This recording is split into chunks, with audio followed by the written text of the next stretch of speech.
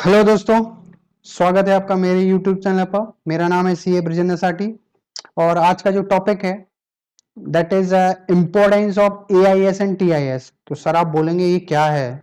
भाई ये income tax return filing में सबसे इम्पोर्टेंट सपोर्टिंग स्टेटमेंट है।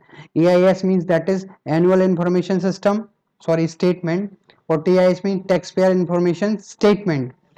पहले के टाइम पे 26 ईयर्स का जितना इंपॉर्टेंस था उससे कहीं ज्यादा इंपॉर्टेंस अभी एआईएस और टीआईएस का है। ठीक है ना? ये दोनों आपस में इंटरलिंक्ड हैं, अपन डिस्कस करेंगे थोड़ी देर से। पहले मैं बात करूंगा importance of AIS and TIS, ये आईटीआर में कैसे इंपॉर्टेंट रोल प्ले करता है। तो मैं आपको बताना चाहता हूं कि जो मेरी एक्सपीरियंस है उस बेसिस में मैं कुछ एग्जाम्पल कोट करता हूं जिससे आप समझ पाओगे कि इसका इंपॉर्टेंस क्या है। तो अगर आप एआईएस स्टेटमेंट या टीआईएस स्टेटमेंट को देखेंगे तो इसमें आपको transactions related to share markets, आपने जो share and security purchase selled sold किया है ड्यूरिंग द ईयर, तो सब कुछ आपको उस एआईएस और टीआईएस में रिफ्लेक्ट होगा एंट्री वाइज। आप अगर लेटर सपोज आपने टाटा मोटर्स के 100 शेयर्स परचेज किए हैं फिर उसको सेल किया तो पूरा डेटा आपको वहां दिखेगा, चाहे एन नंबर ऑफ कितनी भी सिक्योरिटीज हो। और दूसरा इंपॉर्टेंट रोल मैंने देखा है एआईएस एंड टीआईएस का, जैसे कि आप कैश डिपॉजिट करते हो बैंक में मोर देन 10 लाख रुपीज, तो आपको वो रिपोर्ट ऑटोमेटिकली बैंकिंग एंटिटी को रिपोर्ट करना पड़ेगा, किसको? इनकम टैक्स डिपार्टमेंट को, कि इस पैन से 10 लाख रुपीज से ज्यादा का कैश डिपॉजिट हुआ है। तो एक दूसरा इंपॉर्टेंट रोल प्ले करता है in case of cash deposit. अगर आप कोई आई मीन परचेज करते हो कोई टाइम डिपॉजिट जिसकी वैल्यू 10 लाख रुपीज से ज्यादा है तो वो यहाँ मेंशन होगा। और सबसे इंपॉर्टेंट, आज के टाइम पे सभी लोग आईपीएल में वो बहुत सारी बिलिंग ऐप से आई मीन ट्रांजेक्शन्स करते हैं, लॉटरी वगैरह में अपना टाइम स्पेंड करते हैं, मनी स्पेंड करते हैं। तो वहाँ वहाँ से अगर आप 10 रुपीज भी जीतते हो, 10 रुपीज की मैं बात कर रहा हूँ, तो वो भी एआईएस और टीआईएस में आएगा। और उसका इम्पैक्ट क्या होता है? उसका इम्पैक्ट ये होता है कि आपका रिटर्न में सिर्फ आपकी सैलरी इनकम है और बिनिंग ऑफ लॉटरी की इनकम की वजह से आपको आई-2 फाइल करना पड़ेगा। तो मेरा सजेशन ये है कि अगर आप बिनिंग ऑफ लॉटरी वाला कुछ सिनेरियो हो तो उसको आप इग्नोर करिए, because by the end of the day I think आपको कुछ नहीं मिलने वाला है। और जैसे बिजनेस रिसिप्ट्स होती हैं, जैसे 194 सी की रिसिप्ट्स हैं, 194 जे की रिसिप्ट हैं, या 194 एन में आपका टीडीएस डिडक्ट हुआ है कैश विड्रॉवल का, तो वो सब आपका आई मीन एआईएस और टीएएस पोर्टल पे दिखेगा। आपने कोई भी एडवांस पेमेंट ऑफ टैक्सेस का किया है, सेल्फ असेसमेंट टैक्स का पेमेंट किया है, आपने कोई रिफंड लिया फ्रॉम द डिपार्टमेंट, तो वो सब कुछ एआईएस और टीएएस में रिफ्लेक्ट होगा।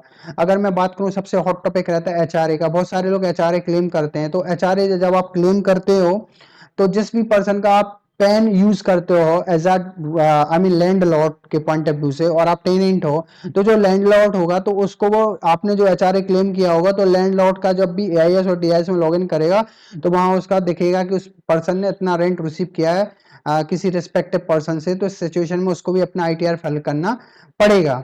और अगर बहुत सारी अदर सोर्सेस की इनकम है, जैसे कि इनकम फ्रॉम डिविडेंड है या इंटरेस्ट इनकम है, और आपकी अदर सोर्सेस की जितनी भी सारी इनकम है, वो सब आपको एआईएस और टीआईएस में दिखेगा। एआईएस और टीआईएस में बहुत सारा डेटा आता है। मैं अगर ऐसा बोल सकता हूँ कि जितने भी आपने ट्रांजेक्शन्स किए हैं during the year with financial institutions, financial organisations, आपके एम्प्लॉयर के साथ या किसी थर्ड पार्टी के साथ, जितनी भी ट्रांजेक्शन्स हैं सब ट्रांजेक्शन्स आपकी एआईएस और टीआईएस पोर्टल पे दिखेंगे।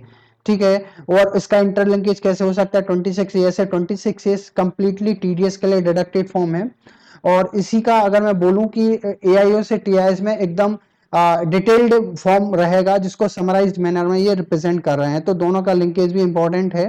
पहले 26 ईयर्स का इंपॉर्टेंस था, अभी 26 ईयर्स प्लस एआईओ से टीआईएस के बाद ही, दैट मींस उसके बाद ही आप रिटर्न फाइल कर पाओगे। यानी पहले पूरे डेटा को आपको फैच करना पड़ेगा, उसमें से रिलेवेंट इन्फॉर्मेशन देखना पड़ेगी, और उसके बाद जो इन्फॉर्मेशन आपके लिए रिलेवेंट है उसको एक्सेप्टेंस और रिजेक्शन के साथ आप एआईएस और टीआईएस पोर्टल का यूज करके अपना आईटीआर फाइल कर पाओगे। अगर इसके अब फिर आपका एक क्वेश्चन आता है कि सर एआईएस और टीआईएस का अगर मैंने नहीं देखा तो क्या होगा? भाई साहब 100% आपको नोटिस आएगा फ्रॉम द डिपार्टमेंट साइड्स कि आपका डेटा, आपका इनकम टैक्स का डेटा आपके एआईएस और टीआईएस के साथ मैच नहीं हो रहा है। तो मेरा आपसे एक रिक्वेस्ट है कि जब भी आप रिटर्न फाइल करते हैं या किसी कंसल्टेंट या किसी भी पर्सन से कराते हैं, तो आप जरूर इंश्योर करें कि आपका एआईएस और टीआईएस का डेटा और 26 ईयर्स का डेटा के अकॉर्डिंगली ही आपका इनकम है वो रिफ्लेक्ट होना चाहिए। आज के लिए इतना ही, मिलते हैं अगले वीडियो में। Thank you.